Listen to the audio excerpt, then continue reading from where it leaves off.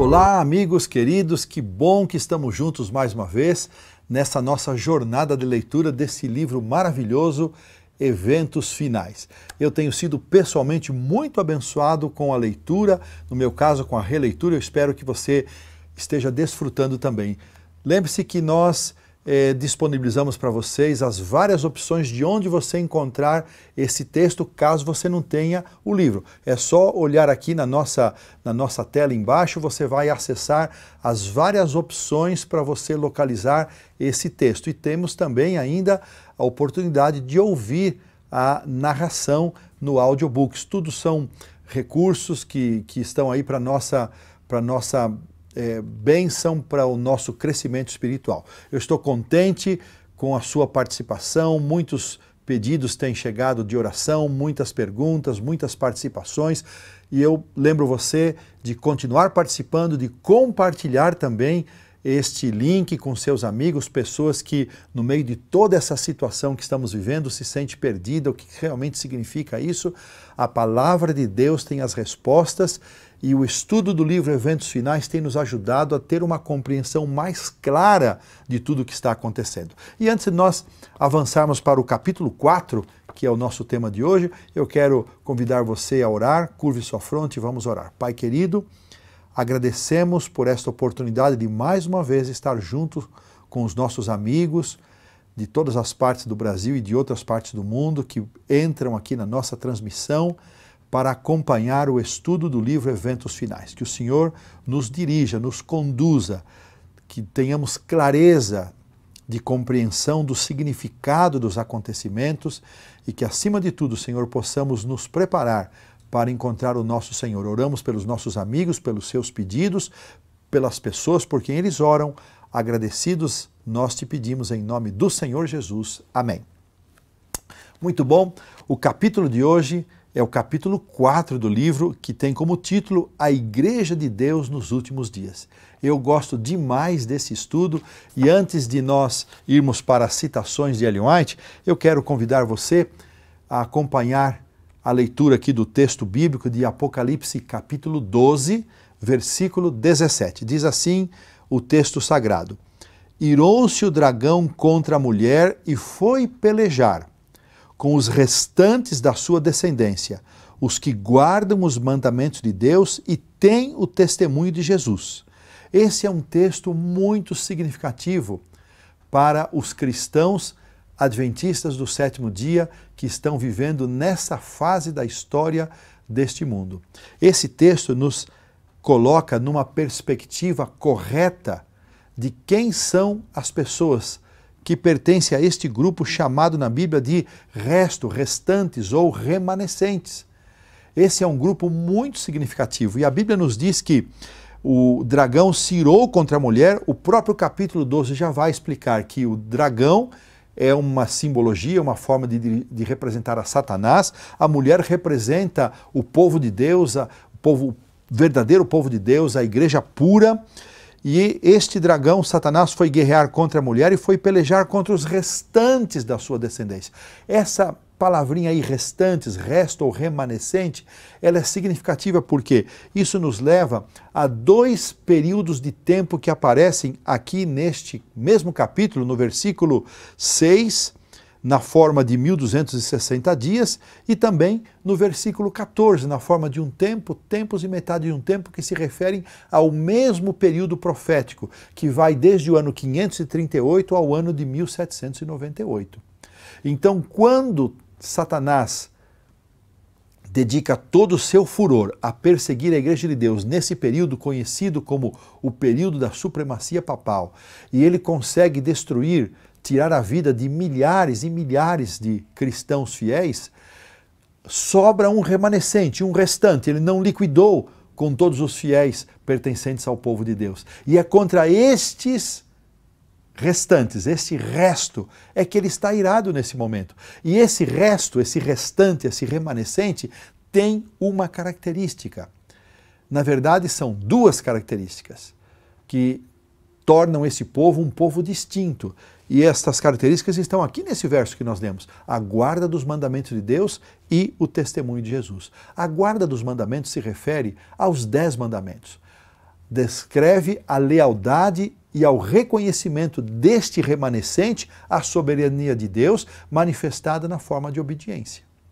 O testemunho de Jesus, que é outra característica, refere-se ao testemunho que Jesus dá de si mesmo aos seus apóstolos e profetas. Esse é o testemunho, esse é o significado. Nós chegamos a essa conclusão combinando vários outros textos aqui do livro de Apocalipse, capítulo 1, versos 1 e 2, versos 8 e 9, depois 19 e 10 e depois 22, 8 e 9. A combinação destes textos nos faz chegar à conclusão de que o testemunho de Jesus representa o testemunho que Jesus entregou de si mesmo aos seus servos, os profetas. E esta entrega, a entrega do testemunho de Jesus, não tem um período de tempo determinado. Em qualquer tempo que ele decida entregar o seu testemunho, esse é o tempo que está valendo.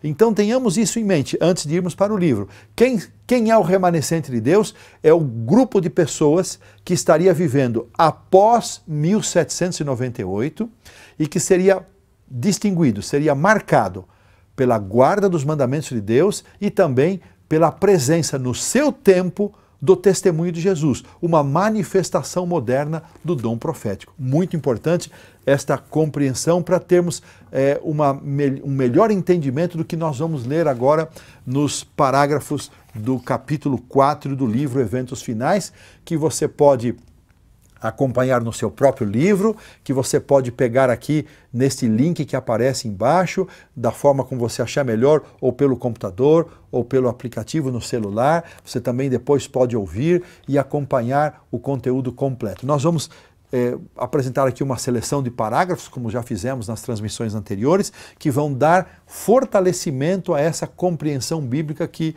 nós utilizamos para a introdução. Não se esqueça também de compartilhar este link com os seus amigos, gente que, como você, nesses dias de pandemia, está aí com um pouquinho mais de tempo disponível, estão em casa, então compartilhe, envie para as pessoas, mande também para nós perguntas, seus pedidos de oração e juntos nós, com a nossa equipe, nós estaremos atendendo todos vocês. Mas vamos lá então para os parágrafos de Ellen White do capítulo 4 que nós selecionamos. O primeiro parágrafo que eu quero mencionar está assim, ó: Deus tem na terra uma igreja que está erguendo a lei que foi pisada e apresentando aos seres humanos o Cordeiro de Deus que tira o pecado do mundo.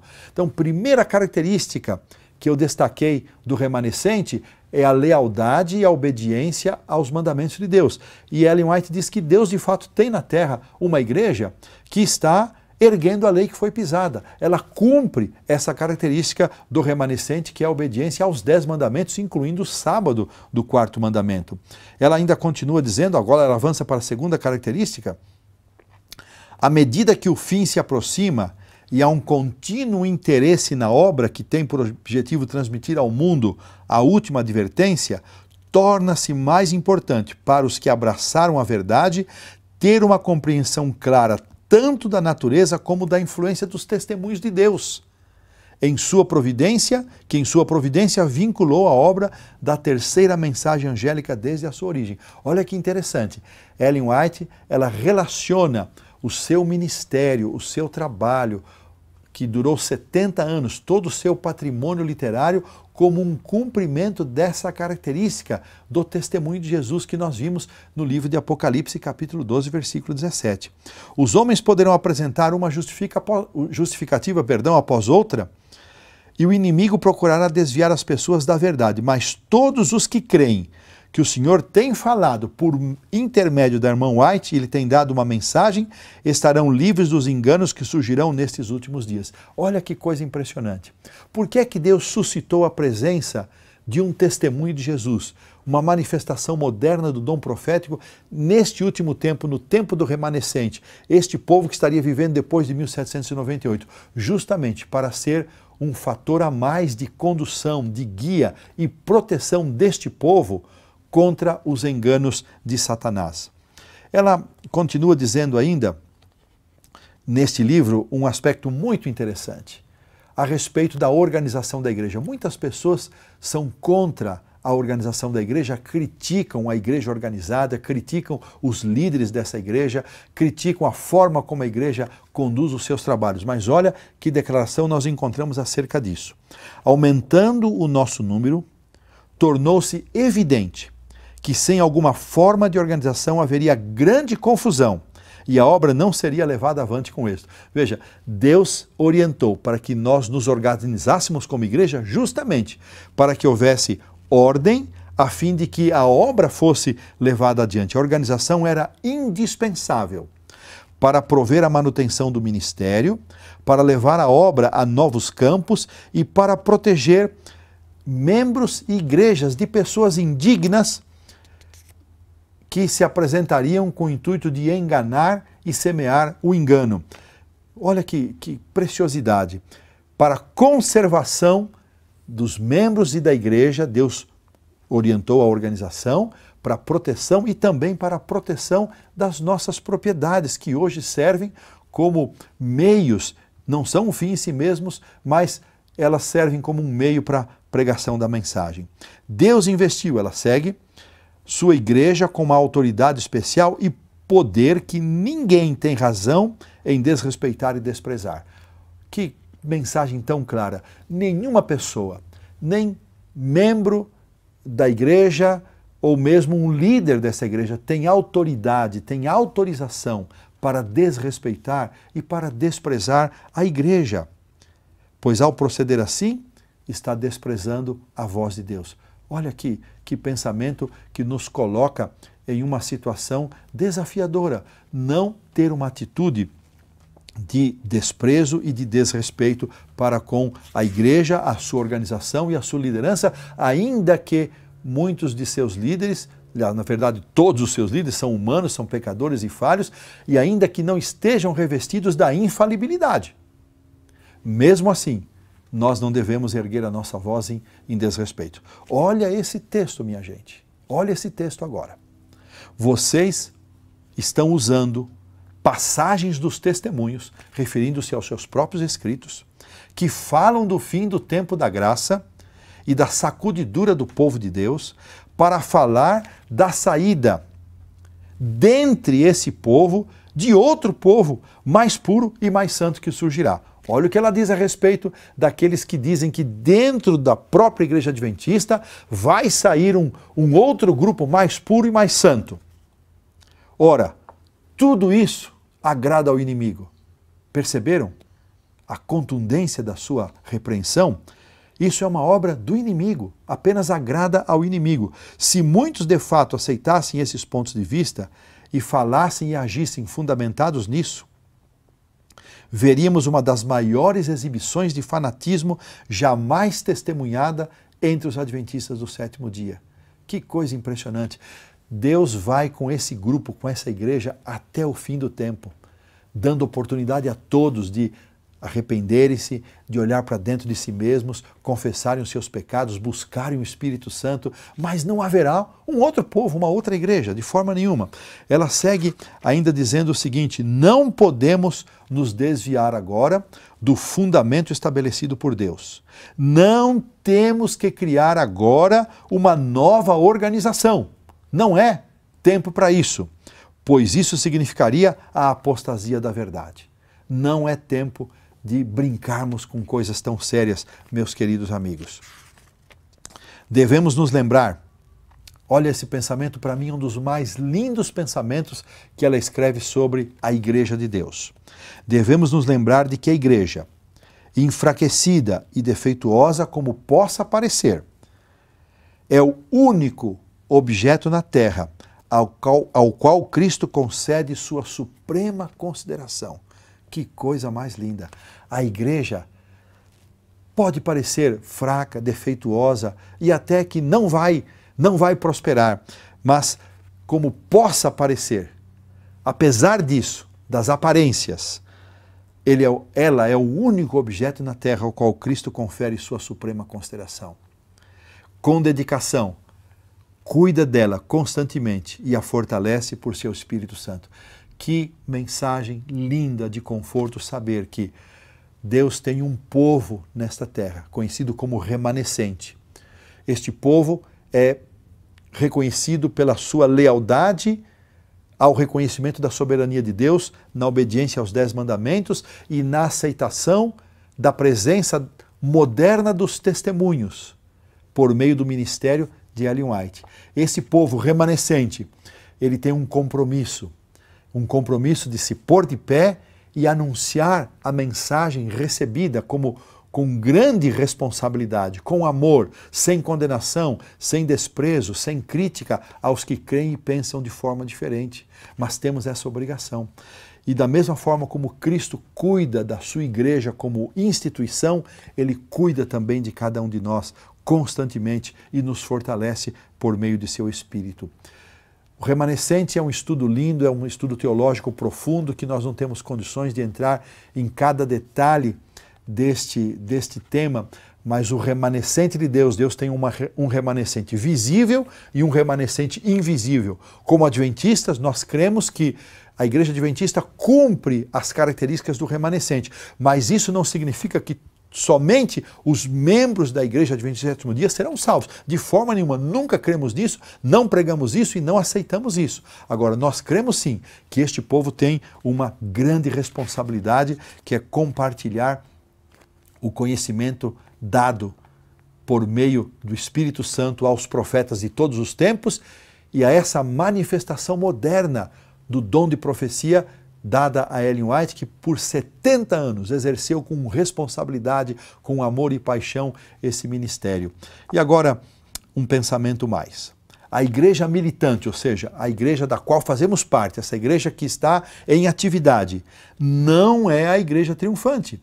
Muitas pessoas esperam ver na igreja militante a representação perfeita do que será a igreja militante. Da mesma forma como a terra não é o céu, a igreja militante não é a igreja triunfante. Porque a igreja, amigos, irmãos, queridos, a igreja se compõe, ela é composta de homens e mulheres falhos e imperfeitos, como eu, que estou aqui falando para vocês. Ela é composta desse tipo de pessoas, homens e mulheres falhos, imperfeitos, e que somos, na verdade, apenas alunos na escola de Cristo, a fim de sermos preparados, disciplinados, educados para esta vida e para a futura vida imortal. Que tremendo pensamento, que declaração forte. É assim, exatamente dessa maneira como nós nos vemos. Nos vemos como alunos falhos, imperfeitos, sendo preparados, graças a Deus que estamos sendo preparados, porque os sãos, os sadios não necessitam de médicos. Lembram-se que Jesus disse isso? Estamos sendo preparados, disciplinados, educados para esta vida, ou seja, nós temos que crescer nessa vida, temos que avançar nessa vida e também para a vida futura. E chegamos a esse outro lindo pensamento. A obra está prestes a ser concluída. Os membros da igreja militante que se demonstrarem fiéis farão parte da igreja triunfante. Que promessa maravilhosa! Embora a igreja militante não é a igreja triunfante, da mesma forma como a terra não é o céu, e da mesma forma como nós não somos perfeitos, mas somos apenas alunos, sendo disciplinados, educados, preparados para a escola perfeita do céu, para a igreja triunfante perfeita, esta obra que está prestes a ser concluída, será concluída com estes instrumentos falhos, pequenos, pecadores.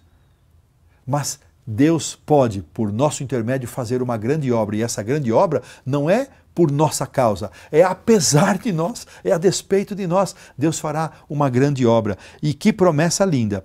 Estes membros da igreja militante que se demonstrarem fiéis pela graça de Deus, porque nem isso nós temos capacidade de ser, estes sim farão parte da igreja triunfante. Que conforto saber que apesar de nossas falhas, nossas fraquezas e defeitos, nós podemos ser abençoados por Cristo, o único objeto ao qual Ele confere sua suprema consideração, e sermos usados como seus instrumentos para cumprir uma grande obra, e aqueles que forem fiéis nessa grande obra terão a promessa, e têm a promessa, de fazerem parte da Igreja Triunfante. Eu quero fazer parte dessa Igreja Triunfante, meu amigo, minha amiga.